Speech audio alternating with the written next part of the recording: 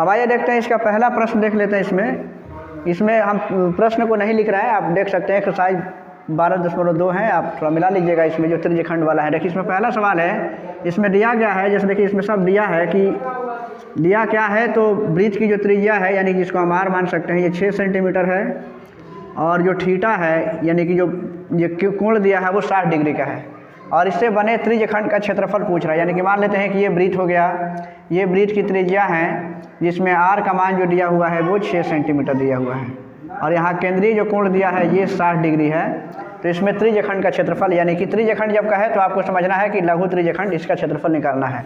तो हम जानते हैं यहाँ से जब इसका हम सोल्यूशन करते हैं, यानी कि हम लिखेंगे कि देयरफॉर त्रिज्यखंड का क्षेत्रफल क्या होगा। देखिए तो त्रिज्यखंड का जो क्षेत्रफल है,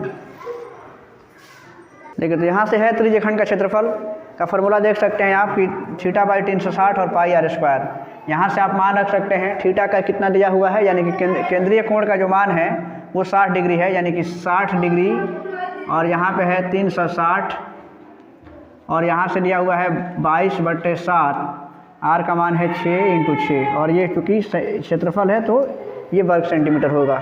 आप यहाँ से देख सकते हैं ये 60 से ये 6 बार में कट सकता है, और यहाँ से देखें 6 से 6 कैंसिल हो जाएगा, ऊपर ये बच गया 22 में 6, यानी कि ये हो जाएगा 132, और ये बटा 60, और ये हो जाएगा इतना वर्ग सेंटीमीटर, ये इसका त्रिज्यखंड का क्षेत्रफल हो गया। तो इस तरीके से हमारा पहला सवाल है। अब देखिए इसका दूसरा सवाल है, यानी कि इसमें दूसरा जो प्रश्न है वो कह रहा है कि एक वृत्त की परिधि है, यानी कि इसमें दिया गया है कि जो वृत्त की परिधि है वो परिधि का मान दिया हुआ है कि परिधि कितनी है, तो 22 सेंटीमीटर है। वृत्त की परिधि का मान दिया हुआ है कि परिधि यानी कि 22 सेंटीमीटर दी गई है, और आपको निकालना क्या है, तो वृत्त के चतुर्थांश का क्षेत्रफल निकालना है, यानी कि एक वृत्त का जो क्वार्टर भाग होता है तो ये निकालना है। आप यहाँ से देख सकते हैं परिधि ये दिया गया है, ये क्या है, तो ये सभी मान जो है कि दिए गए हैं, यानी कि दिया है, ये गिवन है कि परिधि का मान 22 दिया हुआ है। आप मान सकते हैं कि माना वृत्त की त्रिज्या जो है, माना वृत्त इसकी त्रिज्या को हम मान लेते हैं कि ये त्रिज्या जो है वो कितनी है, तो आर है, वृत्त की त्रिज्या को आर मान लेते हैं।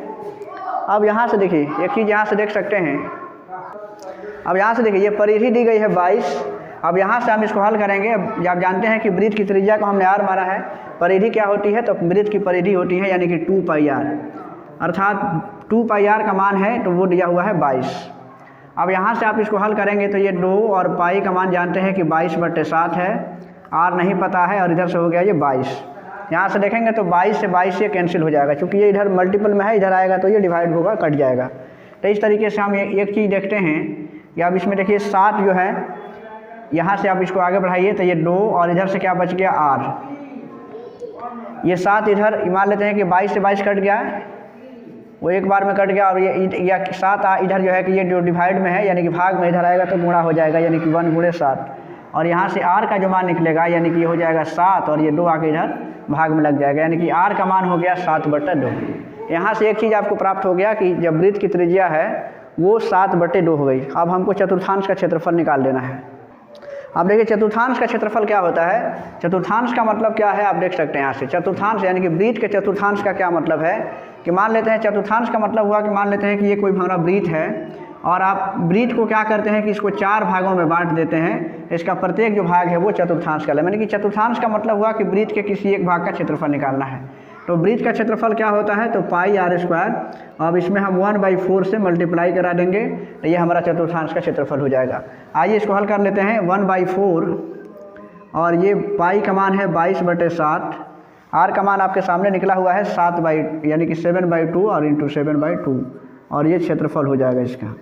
यहाँ से आप इसको हल करेंगे तो देख लीजिए 7 से 7 कैंसिल होगा, 2 से ये 22 11 बार में, और अब यहाँ से देख सकते हैं ऊपर क्या बच गया, 11 ये हो गया, ऊपर 11 × 7 और नीचे है 4 और ये 2, तो ये चतुर्थांश का क्षेत्रफल हो गया, यानी कि 77, और ये हो गया 8। ये चतुर्थांश का क्षेत्रफल है, यानी कि इस तरीके से ये आपका दूसरा प्रश्न है। अब देखिए इस पर और भी सवाल है, यानी कि बिहार बोर्ड में कई बार ये यानी कि BACB जो एग्ज़ाम लेता है आपका बिहार बोर्ड 10th क्लास का, उसमें कई बार ये सवाल पूछा गया है कि अब जैसे ये जो आपका प्रश्न था इसमें दिया था कि वृत्त की परिधि 22 है। अब आप चाहें तो परिधि का मान 44 ले सकते हैं। आप सवालों को हल कीजिएगा ज़रा। परिधि का मान इसमें दिया था 22, लेकिन अब आप बनाइएगा कि माना कि किसी वृत्त की परिधि अगर 44 सेंटीमीटर है तो इसके चतुर्थांश का क्षेत्रफल क्या होगा। और एक दूसरा सवाल भी है कि आप यहाँ से परिधि का मान ले सकते हैं, यानी कि यहाँ से परिधि का मान आप ले लीजिएगा 88 सेंटीमीटर, यानी कि ये 44 सेंटीमीटर और ये 88 सेंटीमीटर। आप इन दोनों सवालों को हल कीजिएगा क्योंकि ये सवाल भी कई बार आ चुके हैं और सेम ऐसे ही ये सवाल बनेगा दोनों। जैसे ये सवाल हल किया गया है, वृत्त की परिधि जब 22 थी तो आपने जिस तरीके से हल किया है, पहले परिधि से आप यहाँ से त्रिज्या निकाल लेंगे और फिर त्रिज्या से आप चतुर्थांश का क्षेत्रफल ध्यान रखिएगा 1/4 × πr², ठीक है। तो इस तरीके से आप इसको हल कर लीजिएगा। इसके बाद नेक्स्ट जो सवाल होंगे वो नेक्स्ट वीडियो में आएंगे, तब तक के लिए इतना ही रहने दीजिए। अब देखिए इसका तीसरा सवाल हम लोग देखते हैं कि 12.2 का ये तीसरा सवाल है। सवाल ऐसा है कि हम चूँकि क्वेश्चन को लिख नहीं पा रहे हैं, यहाँ पे आप देख सकते हैं कि यहाँ पे घड़ी है और घड़ी में ये मिनट की सुई है, ये वाली आप देख सकते हैं, ये मिनट की सुई है और ये कह रहा है कि मिनट की सुई की जो लंबाई है वो 14 सेंटीमीटर है। 14 सेंटीमीटर इस मिनट की सुई की लंबाई है। तो और ये यहाँ से कभी सुई है और यहाँ से यहाँ तक जाती है, यानी कि 5 मिनट का समय दिया हुआ है कि 5 मिनट में अगर ये सुई जितना क्षेत्र कवर करती है उसी का क्षेत्रफल निकालना है। कि घड़ी की सुई जिसकी मिनट की लंबाई, जो सुई की लंबाई है वो 14 सेंटीमीटर है, तो 5 मिनट में वो कितना क्षेत्र वो बनाएगी, यानी कि उसके द्वारा कितना क्षेत्र को रचा जाएगा, यानी कि रचित क्षेत्रफल उसका बताना है कि कितना क्षेत्र वो कवर करेगी। तो जाहिर सी बात है कि यहाँ पर जब सुई है और 5 मिनट का समय है तो ये घड़ी की सुई कभी यहाँ रहती है लेकिन 5 मिनट में यहाँ चली आती है। तो यहाँ से यहाँ तक जाने में घड़ी के सुई द्वारा जो है ये जो जितना क्षेत्रफल है उसका क्षेत्रफल निकालना है, जितना क्षेत्र हो रहा है। तो हम चूँकि जानते हैं कि इसमें आपको ये थीटा भी नहीं दिया गया है, आपको ये नहीं पता है कि कोण कितना होगा, तो हम इसी पर आप जानते हैं कि घड़ी की जो मिनट की सुई है वो यहाँ से 1 घंटा जब करती है तो पूरा 1 चक्कर लगा देती है। यानी कि सीधी सी बात है कि 60 मिनट में मिनट की जो सुई है वो कितने का कोण बनाती है, तो ये बनाती है कितना, तो 360 डिग्री का। इसलिए हम यहाँ पे निकालते हैं कि 1 मिनट में कितना कोण बनाएगी, तो 1 मिनट में होगा 360 और ये हो जाएगा 60। तो यहाँ पे आप देख सकते हैं कि यहाँ पे 6 डिग्री आएगा, यानी कि 1 मिनट में 6 डिग्री का कोण बनेगा। इसीलिए जब हम निकालते हैं कि चूँकि 5 मिनट का टाइम दिया गया है तो 5 मिनट में कितना बनेगा, तो 5 मिनट में हो जाएगा 5 और इसमें 6 डिग्री से गुणा कर देंगे, क्योंकि आपको पता है कि 1 मिनट में जो मिनट वाली सुई है वो 6 डिग्री कोण बनाती है। तो 5 मिनट में कितना बनाएगी, तो ये बनाएगी 30 डिग्री का, यानी कि ये आपका थीटा का मान हो गया, यानी कि यहाँ इसका मान जो हो जाएगा वो 30 डिग्री होगा। ये जो मिनट की सुई है, क्योंकि घड़ी जो होता है वो वृत्ताकार है, तो यहाँ से आप मान सकते हैं कि जो ये आर का जो मान हो जाएगा वो हो जाएगा 14 सेंटीमीटर। ये आर 14 सेंटीमीटर हो गया और थीटा का मान हो गया ये 30 डिग्री। अब यहाँ से चूँकि जानते हैं कि घड़ी की सुई जो है यहाँ से मिनट की जो सुई है 5 मिनट में जो क्षेत्र जाएगी, यानी कि ये जस्ट लाइक एक त्रिज्यखंड का वो बनाएगी, तो लिखेंगे कि इसलिए त्रिज्यखंड का क्षेत्रफल।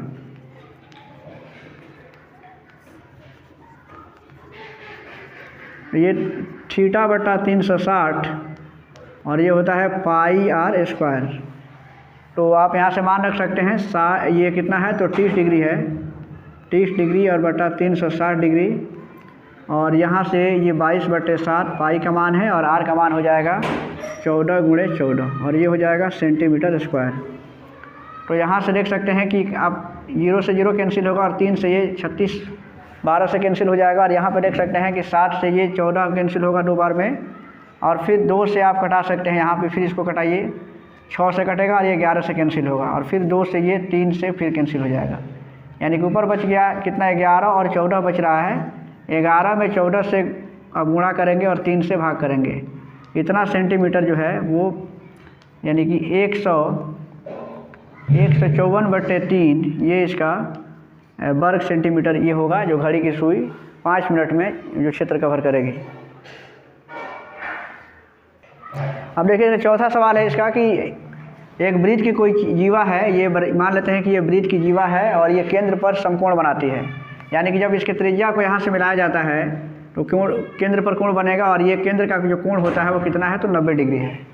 यहाँ पे 90 डिग्री का कोण बनाती है।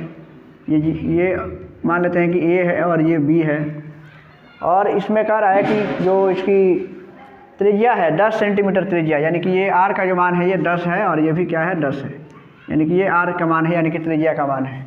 केंद्र पर समकोण बनाती है, तो तो इसमें से दो क्षेत्रफल निकालना है। इसमें देखिए बुक में दिया है कि संगत लघुखंड का क्षेत्रफल निकालना है लघु वृत्तखंड का, और दूसरा है कि संगत दीर्घ त्रिज्यखंड का क्षेत्रफल निकालना है। तो आप जानते हैं यहाँ पे आप लिख सकते हैं कि ये दिया गया है कि आर का जो मान है वो 10 सेंटीमीटर है और थीटा यानी कि जो केंद्रीय कोण दिया गया है वो 90 डिग्री दिया गया है। तो यहाँ से हम निकालेंगे अब ये लघु वृत्तखंड। आप जा सकते हैं ये वाला जो वृत्तखंड है ये जीवा के द्वारा यही जो खंड बनता है, जिसको देखिए हम इसको हम ये जो छायांकित भाग हो गया ये वृत्त के द्वारा, ये इसके जीवा के द्वारा वृत्तखंड बना हुआ है, इसका क्षेत्रफल निकालना है। तो इसके पहले भी बताया गया था, हमने सूत्र बताया था आपको कि ये टोटल जो एरिया है ये सब जो है यहाँ से लेकर ऐसे यानी कि OAB का जो एरिया है ये सब आएगा त्रिज्यखंड में। अब इसमें से हम इस वृत्त का ये त्रिभुज का क्षेत्रफल जब घटा देंगे तो ये जो बचेगा ये वृत्तखंड का क्षेत्रफल बच जाएगा। तो इसके लिए फार्मूला हम लिखते हैं और बनाते हैं इसको। अब देखिए यहाँ से ये इसका फार्मूला है, टोटल ये जो त्रिज्यखंड है त्रिज्यखंड के क्षेत्रफल से हम इस त्रिभुज का क्षेत्रफल घटा देंगे तो ये जो बचेगा ये लघुखंड का क्षेत्रफल निकल जाएगा। तो यहाँ से देखिए फार्मूला है त्रिज्यखंड का क्षेत्रफल माइनस त्रिभुज का क्षेत्रफल। त्रिज्यखंड का क्षेत्रफल होता है θ/360 और इंटू पाई r स्क्वायर। त्रिभुज का क्षेत्रफल है 1/2 r² sin थीटा। आप यहाँ से वैल्यू रख सकते हैं, इसमें थीटा का मान है 90 डिग्री जो कि दिया हुआ है यहाँ पे देख सकते हैं, और यहाँ पे ये हो जाएगा 360 डिग्री। पाई का मान इसमें रखना है 3.14, बुक में दिया हुआ है कि पाई का मान आपको 3.14 यूज करना है, और आर का मान जो है यानी कि 10 × 10 माइनस 1/2, आर का मान है 10 × 10 यानी कि हो गया r², और साइन कितना हो जाएगा इसमें, तो साइन 90 डिग्री। यहाँ से आप हल कर सकते हैं इसको, तो ये आप देख सकते हैं कि ये 4 से कैंसिल हो सकता है, तो यहाँ बच जाएगा यानी कि, और इसमें देख लीजिएगा ये 4 से कैंसिल हुआ और आगे इसको बढ़ाते हैं तो यहाँ हो जाएगा 3.14 और इंटू ये 10 में मल्टीप्लाई करेंगे तो ये 100 होगा और डिवाइडेड बाई 4 माइनस 1/2, यहाँ भी है ये 100 हो जाएगा और साइन 90 का मान 1 होता है। यहाँ से आगे चलते हैं तो ये 3 यहाँ पे है 14, क्योंकि 2 अंक के बाद दशमलव है, 2 जीरो यहाँ पर है, जब मल्टीप्लाई कराएंगे तो यहाँ से ये 314 हुआ और यहाँ से 4 माइनस, आप यहाँ से देख सकते हैं 2 से ये 100 कैंसिल हो सकता है, 50 से माइनस हो गया ये 50। जब आप इसको डिवाइड करते हैं तो ये हो जाता है 78.5 माइनस ये हो जाएगा 50, और चूँकि ये सब जो ये यूनिट इसका है सेंटीमीटर स्क्वायर में है, क्योंकि सेंटीमीटर में दिया है तो इसका वर्ग सेंटीमीटर में ये, तो यहाँ से ये हो सकता है यानी कि 28.5 सेंटीमीटर वर्ग सेंटीमीटर इसका ये क्षेत्रफल हुआ जो संगत लघुखंड का क्षेत्रफल है।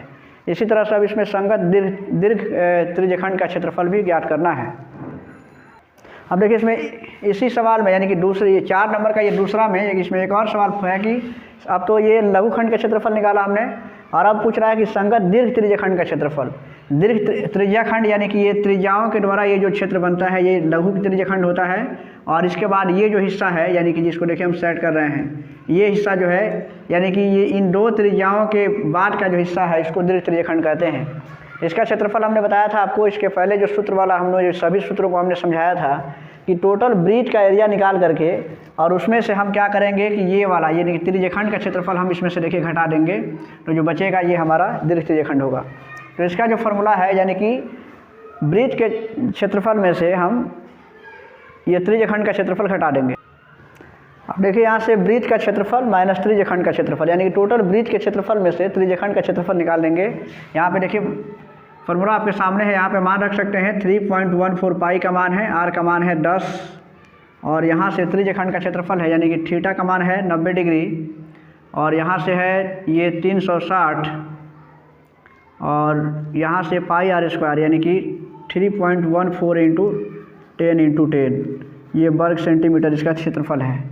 यहाँ से आप देख सकते हैं ये 3.14 और 10 में 10 से मल्टीप्लाई करेंगे ये 100 हो जाएगा, ये 4 से कैंसिल होगा यानी कि यहाँ पे देख सकते हैं कि फिर यही है कि 3.14 और इंटू ये 100 डिवाइडेड बाई ये नीचे 4 जो है, यहाँ से देख सकते हैं कि 3 ये जब इसमें मल्टीप्लाई कराएंगे तो ये 314 हो सकता है, क्योंकि 2 अंक के बाद यहाँ पे दशमलव है और यहाँ पे डबल जीरो है। 100 से मल्टीप्लाई करेंगे 314 यहाँ पे हो जाएगा ये 314 और बट्टा में 4। यहाँ से देख सकते हैं कि 314 है और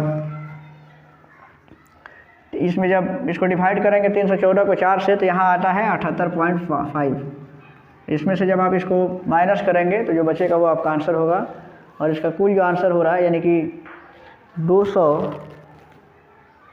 यहाँ से आप माइनस कर सकते हैं, 235.5 इसका ये वर्ग सेंटीमीटर इसका क्षेत्रफल होगा। तो ये रहा आपका संगत दीर्घ त्रिज्यखंड का क्षेत्रफल।